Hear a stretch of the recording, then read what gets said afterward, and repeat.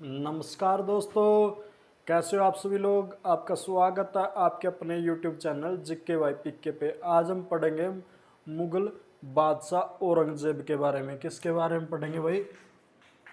औरंगजेब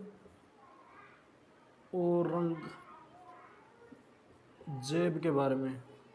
औरंगजेब के बारे में पढ़ेंगे आज। किसके बारे में पढ़ेंगे? मुगल बादशाह औरंगजेब के बारे में पढ़ेंगे। जैसे कि हमने पिछली वीडियो में मुगल बादशाह शाहजहां के बारे में पढ़ा और कहते हैं कि 1657 में जो 1657 में मुगल बादशाह यानी कि शाहजहां बुरी तरह से बीमार पड़ गए भाई, ठीक है ना। और उनके बीमार पड़ने की वजह से चारों तरफ अफवाह फैल गई कि भाई शाहजहां की मृत्यु हो गई। और जैसे ये अफवाह चारों तरफ फैली तो उसके जो शाहजहां थे, उसके जो बेटे थे, उनमें राज सिंहासन को लेकर, राजगद्दी को लेकर आपस में लड़ाई हो गई भाई, ठीक है ना। तो लेकिन कहते हुए शाहजहां का सबसे बड़ा बेटा दारा शिकोह था, वो गद्दी का सबसे बड़ा हकदार था, क्योंकि वो सबसे विद्वान भी था और सबसे अच्छा शासक भी था भाई, ठीक है ना, योग्य शासक भी था। लेकिन औरंगजेब भी चाहता था कि वो भी राजा बने। और जिस टाइम यानी कि 1657 में जो जब शाहजहां बीमार पड़े, उस टाइम जो औरंगजेब था, ये दक्कन का क्या था? गवर्नर था भाई, ठीक है। था कहाँ का गवर्नर था? दक्कन का गवर्नर था। और जो राजगद्दी को लेकर जो शाहजहां के बेटों के बीच में कुल मिलाकर 3 युद्ध हुए। और जो मुख्यतः जो युद्ध थे वो औरंगजेब और दारा शिकोह के बीच हुए भाई। जो सबसे पहले जो युद्ध हुआ वो हुआ अप्रैल 1658 में भाई। कब हुआ? अप्रैल 1658 में पहला युद्ध हुआ। ये युद्ध किसका हुआ?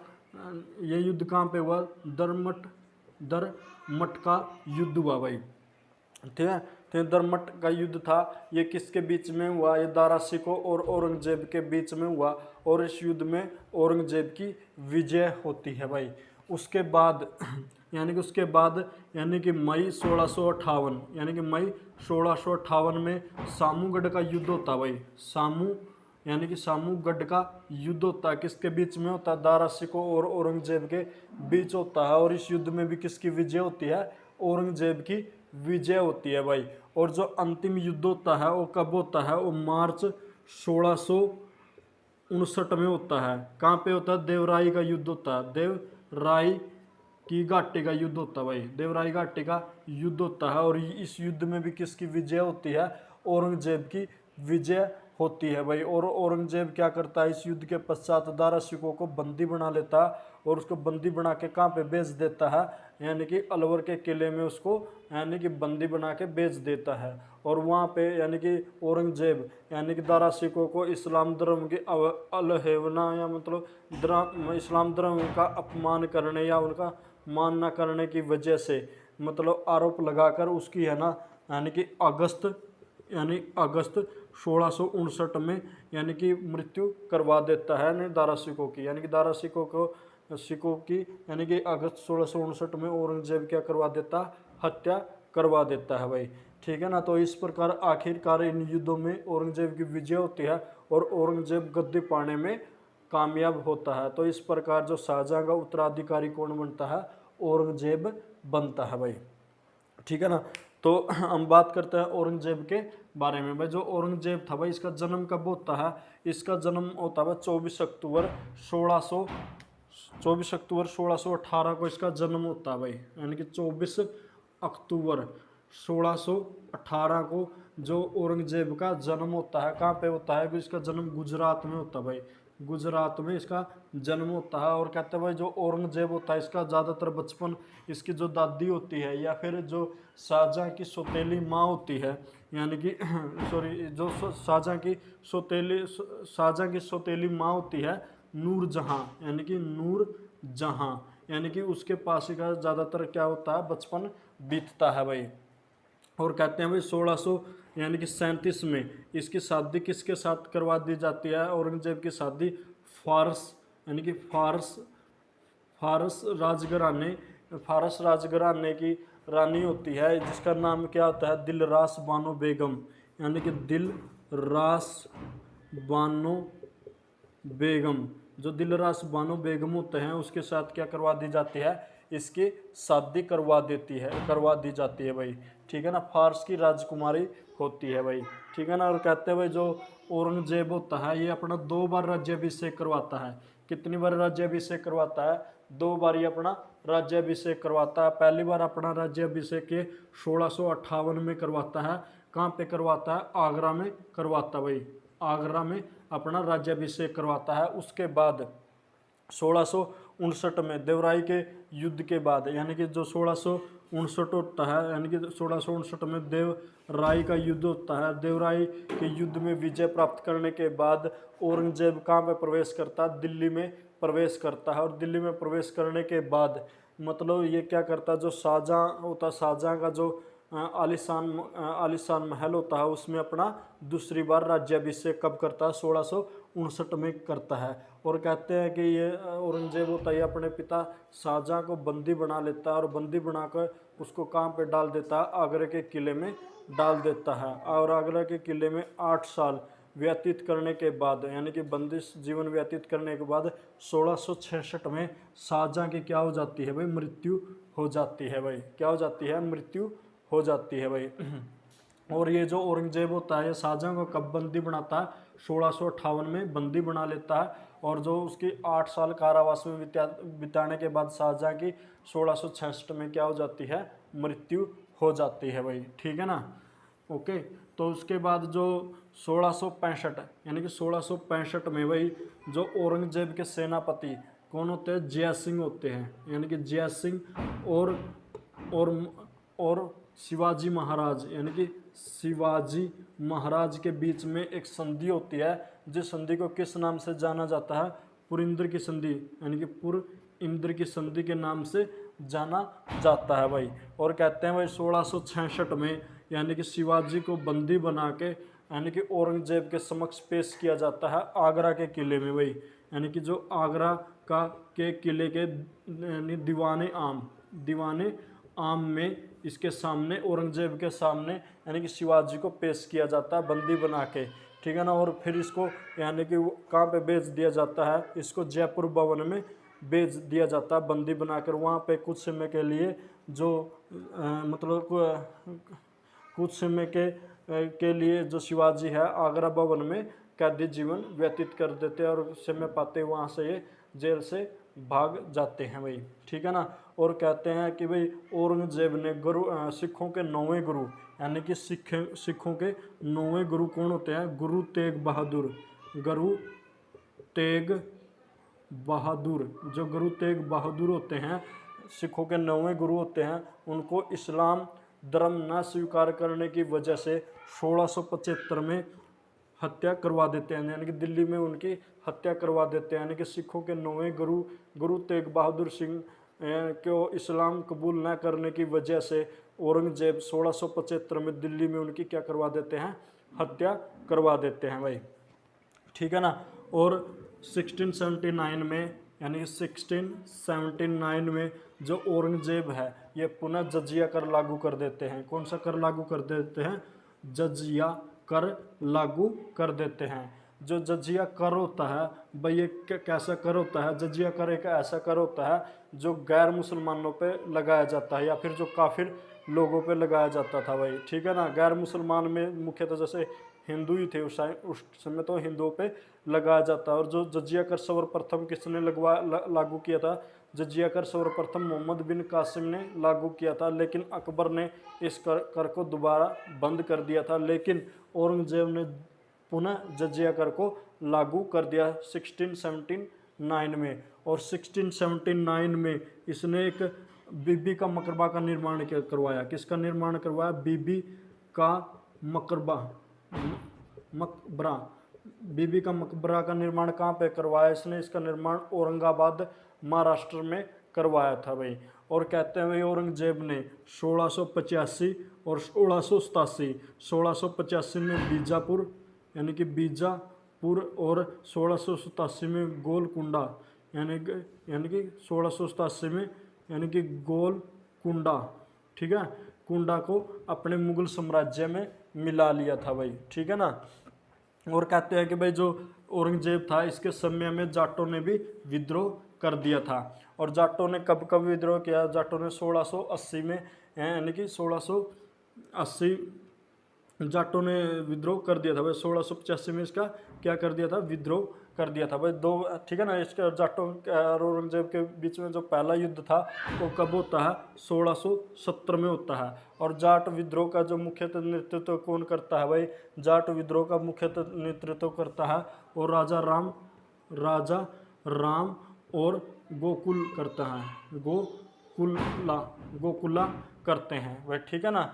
जो कहते हैं भाई 1670 में, यानी कि 1670 में जो तिलपत में जाटों और औरंगजेब के बीच में युद्ध होता है। और इस युद्ध में यानी कि औरंगजेब की विजय होती है और वो क्या करते हैं? जो गोलकुल्ला होते हैं उसको पकड़ के उसको फांसी की सजा दे दी जाती है। यानी कि तिलपत में 1670 में जाटों ने औरंगजेब का विरोध कर दिया और विरोध करने के बाद औरंगजेब और जाटों के बीच में युद्ध होता है। इस युद्ध में जाट परास्त हो जाते हैं और वो क्या करते हैं? जो जाटों का नेतृत्व करने वाले गोलकुल्ला को बंदी बना लेते हैं और उसको मौत के घाट उतार देते हैं। उसके बाद वह 1685 में, यानी कि 1685 में राजा राम, यानी कि राजा राम के नेतृत्व में फिर से पुनः जाट विद्रोह कर देते हैं और कहते हैं कि इस विद्रोह में, यानी कि जो सिकंदरा होता है, यानी कि सिकंदरा में जो अकबर का मकबरा होता है, यानी कि अकबर का मकबरा होता है, उसको जाट क्या कर लेते हैं? लूट लेते हैं भाई, ठीक है ना। क्या कर ले? जाट लूट लेते हैं। और ये जो राजा राम होता है इसका ही भतीजा होता है चूरनमन, यानी कि चूरनमन, ठीक है। चूरनमन क्या है? कि स्वतंत्र साम्राज्य की स्थापना करता है, यानी कि भरत वंश में स्वतंत्र साम्राज्य की स्थापना भी करता है भाई, ठीक है ना। तो जो कहते हैं जो यो औरंगजेब था, जो ये क्या था? ये सुन्नी मुसलमान था भाई। क्या था ये? यानी कि सुन्नी मुसलमान था भाई। यानी क्या था? ये सुन्नी मुसलमान था और इसको जिंदा पीर के नाम से जाना जाता था भाई। जिंदा पीर के नाम से जाना जाता था भाई। और कहते हैं कि जो औरंगजेब का जो शासनकाल था वो किस आधार था, किसके जो उसके नियम का कायदे कानून थे इसके शासनकाल के, वो कुरान आधारित थे भाई। किस पे आधारित थे? कुरान पे आधारित थे, यानी कि शरिया कानून लागू करता था। और जैसे औरंगजेब जब राजा बना, इसने भाई जो अपने राज दरबार में जो संगीत था उस पर पूर्ण रूप से प्रतिबंध लगा दिया। संगीत, मनोरंजन, ठीक है ना, संगीत हो गया, मनोरंजन हो गया, और भांग की खेती करने। और भाई एक जो अकबर के टाइम में एक त्यौहार चालू हुआ था जिसको नवरोज त्यौहार बोलते हैं, उस पर भी इसने पूर्ण रूप से पाबंदी लगा दी। एक जोरखा त्यौहार था, उस पर भी इसने पूर्ण रूप से पाबंदी लगा दी। और एक होता था भाई राजा के जन्मदिन पर राजा को सिक्कों से तोला जाता था भाई, उस पर भी औरंगजेब ने पूर्ण रूप से पाबंदी लगा दी थी भाई। कहते हैं भाई जो औरंगजेब ने जो भारतीय शास्त्रीय संगीत था, यानी कि भारतीय शास्त्रीय संगीत था, उसका अनुवाद किस में करवाया था? फारसी भाषा में अनुवाद करवाया था भाई। और कहते हैं कि भाई जो औरंगजेब खुद क्या बजाता था? वीणा बजाता था भाई, वीणा बजाता था भाई, ठीक है ना। वीणा का अच्छा ज्ञाता था। और कहते हैं कि भाई इसने, है ना, जो सिक्कों के ऊपर जो कलमा खदवाते थे उस पर भी इसने पूर्ण रूप से बैन लगा दिया था भाई, ठीक है ना। जो कहते हैं औरंगजेब क्या बजाता था? वीणा बजवाता था भाई। और इसने जो अपने दरबार में जितने भी सरकारी संगीतज्ञ थे उनको अवकाश पे भेज दिया था भाई, ठीक है ना, ठीक है। यानी कि जो इसका जो पूरा का पूरा जो शासन था वो किस पे आधारित था? शरिया कानून इसने लागू कर रखा था। और कहते हैं भाई जो इसके दरबार में जो जब ये राजा था औरंगजेब, इसके दरबार में सबसे ज़्यादा हिंदू मंत्री थे, यानी कि इसके दरबार में सबसे ज़्यादा हिंदू मनसबदारी थी भाई। यानी कि मनसबदारी की संख्या कितनी थी? 337 थी भाई। जो इसके दरबार में इसके जो सेनापति थे या जो भी इसके दरबार में मनसबदारियों की संख्या कितनी थी? 337 हिंदू थे, जो कि अन्य मुगल शासकों में सबसे ज़्यादा थे भाई, सबसे अधिक थे। कई बार एग्जाम में पूछा जाता था भाई ऐसा कौन सा मुगल शासक था जिसके दरबार में सबसे ज़्यादा हिंदू मंत्री थे या मनसबदार थे, तो वो कौन था? औरंगजेब था। और उनकी संख्या कितनी थी? 337 थी। और कहते हुए जो औरंगजेब है, औरंगजेब के समय में परगनों की संख्या कितनी थी, परगनों की संख्या 20 थी भाई, कितनी थी, 20 थी। परगना कह लो या फिर प्रांत कह लो, प्रांतों की संख्या कितनी थी भाई, 20 थी। और अकबर के टाइम में कितनी थी, 16 थी भाई, ठीक है ना भाई, क्या कितनी थी भाई, 16 थी भाई। और जो औरंगजेब था भाई, ये दारुल हरब से दारुल इस्लाम बनाना चाहता था भाई। जो औरंगजेब थे ये हिंदुस्तान को दारुल यानी कि दारुल थे, दारुल हरब, हरब से क्या बनाना चाहता था भाई, दारुल इस्लाम बनाना चाहता था भाई, दारुल इस्लाम, इस्लाम बनाना चाहता था भाई। दारुल हरब का मतलब क्या था, दारुल हरब का मतलब होता है काफिरों का देश। क्या होता है, काफिरों का देश भाई, ठीक है, काफिरों का देश।